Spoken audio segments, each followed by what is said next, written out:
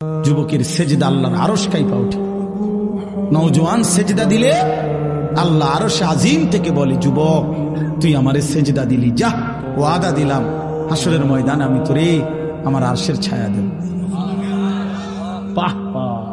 তোরে আমি পাশে বসাবো নওজোয়ান, তুই স্টেজে বইবি, স্টেজে বসবি, বাকিরা তাকায় দেখবে বাপরে আমগো এলাকার হেতে দি বাদশাহ। আল্লাহ তৌফিক দান করুন। চলেন এই আয়াতগুলোর তর্জমা বলি, শুধু তর্জমা। আল্লাহ তাআলা বলেন, কাল্লা ইদা দুক্কাতিল আরদু দাক্কান দাক্কা।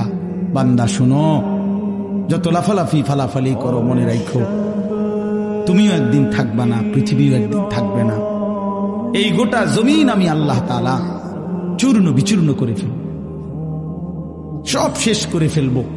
আসমান জমিন চন্দ্র সূর্য সব শেষ করে ফেলবো। হাসরের মাঠ কায়েম হবে। ওয়া রাব্বুক, আর তোমার রব, সমস্ত মানুষ দাঁড়িয়ে থাকবে হাসরের মাঠে।